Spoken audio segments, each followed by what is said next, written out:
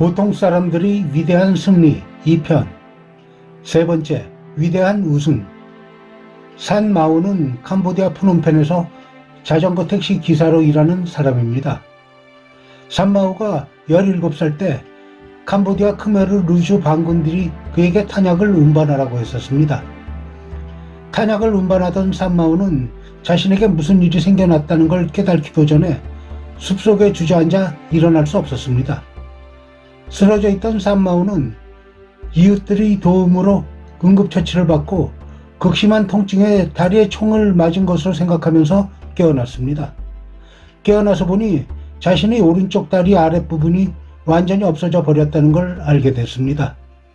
당시 내전과 주변국의 상황에 의해 캄보디아 전역에 매설되어 있던 숫자조차 파악 안 되는 지뢰 중에 하나가 그의 다리를 날려버린 것입니다. 여기서 잠깐, 캄보디아의 옛 이름 크메르에서 따온 크메르 루즈는 붉은 크메르란 뜻의 급진적인 자익 무장단체를 말하는 것으로 크메르 루즈 정권 1인자였던 폴포트와 이들에 의해 1975년부터 1979년까지 4년간 노동자와 농민의 유토피아를 건설한다는 명분 아래 캄보디아에서 최대 200만 명에 이르는 지식인과 부유층을 학살한 우리가 흔히 킬링필드라고 하는 20세기 최악의 사건을 자행했습니다. 산 마오는 원래 농장에서 일을 하며 가족의 생계를 책임졌었는데 다리를 잃은 후 더 이상 농장 일을 할 수가 없었습니다. 그러나 주변 사람들이 멸시해 산 마오는 자신이 좌절하지 않고 무엇이든 할 수 있다는 것을 보여주고자 유네스코 세계유산인 크메르 제국의 유적을 달리는 코스로 1996년부터 개최돼서 매년 열리는 앙코르와트 국제 하프 마라톤 장애인 10km 부분에 참가하기로 결심했습니다. 비록 다리는 잃었어도 해낼 수 있다는 강한 의지로 의족을 착용한 다리로 강도 높은 훈련을 계속했고 그 결과 산 마오는 하얀 이를 드러내고 환하게 웃으며 시상식 단상의 제일 높은 곳에 섰습니다. 이로 인해 사회적으로 과소평가받고 멸시당했던 사람들과 장애를 갖고 좌절하고 있는 장애인에게 의지만 있다면 극복할 수 있다는 희망의 메시지를 몸소 보여주었습니다. 그는 2002년부터 2007년까지 이 대회에서 1위 자리를 놓치지 않았습니다. 그러나 아무리 우승해도 극복되지 않는 것은 바로 가난이었습니다. 2008년에는 인공다리가 부러지는 바람에 수상권에서 멀어졌습니다.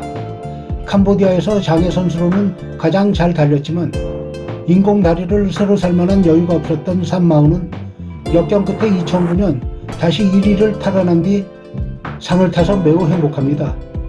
적당한 인공다리만 있다면 지금보다 더 빨리 달릴 수 있었을 것인데 올해도 갖고 있는 인공다리가 다치지 않도록 조심해야 했습니다. 하며 웃었습니다. 네 번째, 위대한 다이어트. 2012년 4월 미국 일리노이주 중부 소도시 브리짓포트에 사는 에두아르도 카마코의 막내딸 자질리는 태어난 직후 시카고 노스웨스턴 메모리얼 병원에서 선천성 담도 폐쇄증 진단을 받았습니다. 담도 폐쇄증은 담도가 막혀 담즙이 제대로 배출되지 않으면서 황달 등 이상 증상과 함께 간까지 손상되어 수술을 받지 않을 경우 생후 1, 2년 내에 사망할 수 있는 무서운 병입니다. 자젤리는 태어나자마자 그 작은 몸으로 2번이나 수술을 받았지만 간 기능은 악화하기만 했습니다. 마지막 남은 방법은 간을 이식받는 것뿐이었지만 기증자가 쉽게 나타나지 않았습니다. 아빠인 에루아르도 카마코는 다른 두 딸이 있는데 아이들은 아빠보다 엄마가 필요합니다 하며 자기 간을 이식해달라고 했습니다. 하지만 카마코는 체중이 95kg으로 지방 수치가 10%를 넘는 지방간 판정을 받았습니다. 간 이식 전문의 이탈리아 베이커 박사는 간의 지방세포가 10% 이상이 되면 이식 수술에 사용할 수 없으며 과체중인 비만인들은 수술 후 합병증 위험이 보통 사람들보다 높아 기증자로 적합하지 않습니다 하고 설명했습니다. 카마고는 딸을 살리겠다는 일념으로 달리기 시작했습니다. 고등학교 졸업 이후 운동이라는 것을 해본 일이 없고 식이 조절을 통한 다이어트에 번번이 실패했었지만 일주일에 32km를 뛰기로 목표를 정하고 매일 체육관을 찾아가 러닝머신 위에서 달리고 또 달렸습니다. 식사량을 줄이고 좋아하던 스테이크와 피자도 딱 끊고 채소 중심의 식사를 하면서 물 이외에 다른 음료는 마시지도 않았습니다. 배가 고픈 와중에도 너무 심하게 달리다 보니 구토가 올라왔습니다. 카마고는 무릎이 상할 것 같다는 생각과 힘들어 구토를 할 것 같을 때 그만두고 싶다고 생각했던 적이 있었지만 딸 얼굴을 떠올리면 정신이 번쩍 났습니다. 달리는 내내 머릿속으로 하나님 저를 도와주시고 제 딸을 도와주세요 라는 말만 반복했습니다. 하고 말했습니다. 그리고 2개월 후 기적이 일어났습니다. 카마고의 체중은 20kg이 빠졌고 간의 지방 수치는 2% 이하로 떨어졌습니다. 드디어 아빠 카마고의 간 3분의 1을 떼어내 딸 자질린에게 이식하게 되었고 딸 자질린은 병을 고치고 건강해졌습니다.